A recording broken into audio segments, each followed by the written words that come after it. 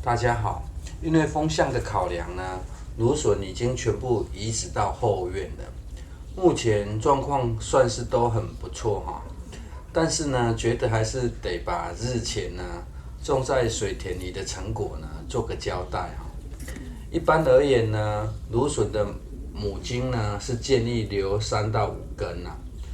这对于想要不施肥或想减量施肥的种植方式呢，就更为重要哈。建议别只留底根的方式哈，长出芦笋就进行采收了。毕竟在低肥量的条件下呢，光合作用这件事情哈，就显得特别重要。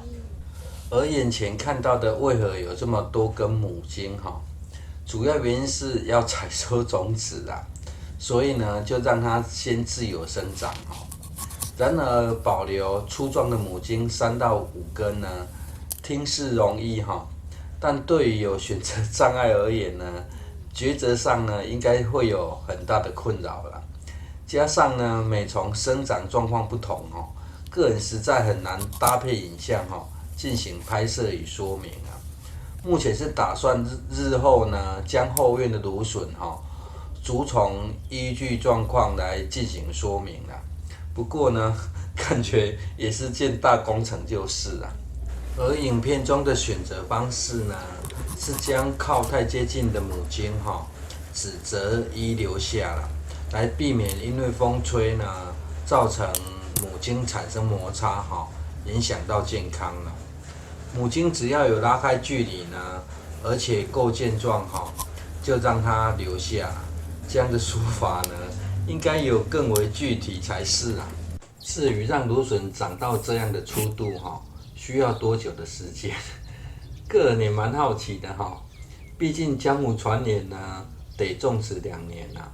而种植记录影片呢，个人通常是会陆续砍掉只留下环境变化的影片啊。幸好呢，还有当初草创之时的记录档啊。回查一下影片资料1月15时呢，前院田里的状况是这样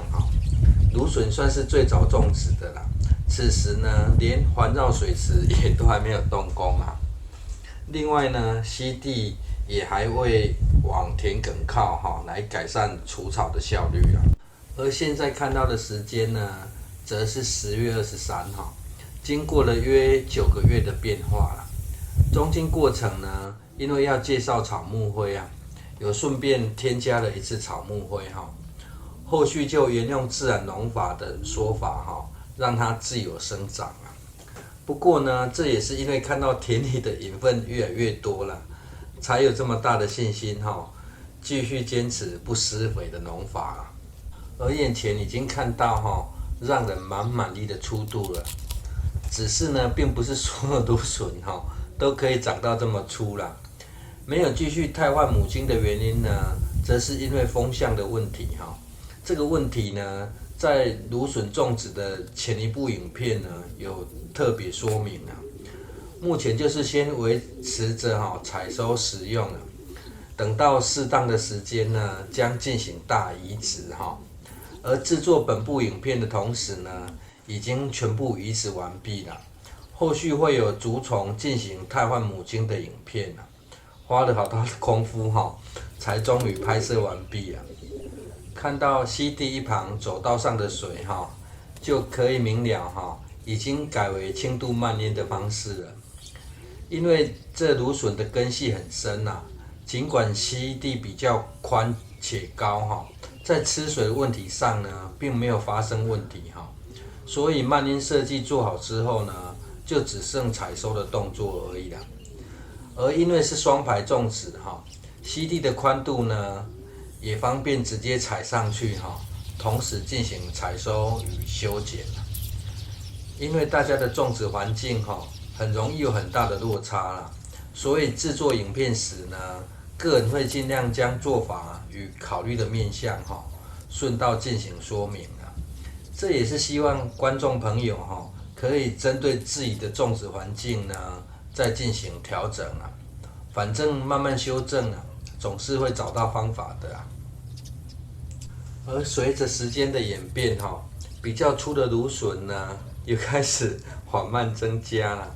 对于这参差不齐的粗度呢，个人觉得影响的重大原因可能不是母茎而已啦，而是底根啦。试想有一种种法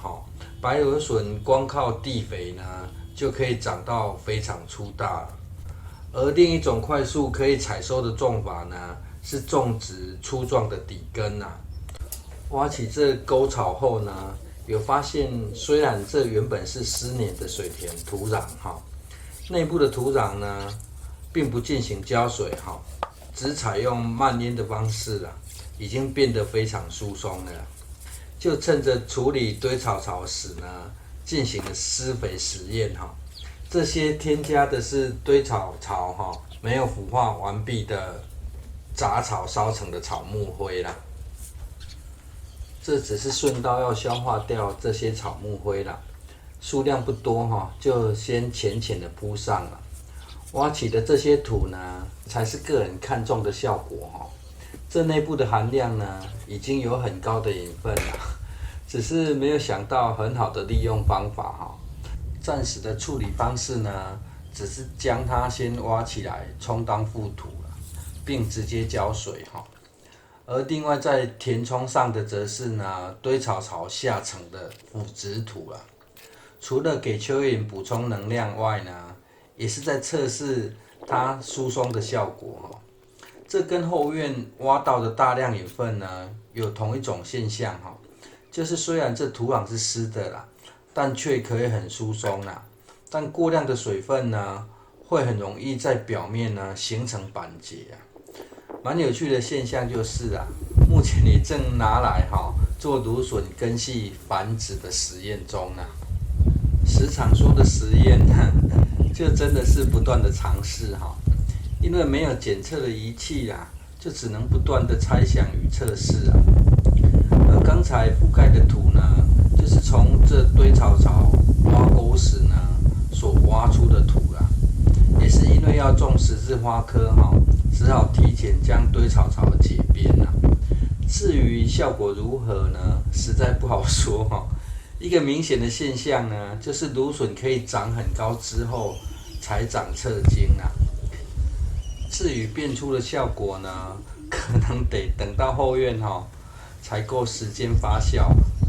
接下来这算是个预告预告芦笋移植后院后呢，已经又重新开始养起母茎了，仍维持着可以长很高才长侧茎的现象对于芦笋种植有兴趣的观众朋友呢，欢迎继续收看细部分解。谢谢收看。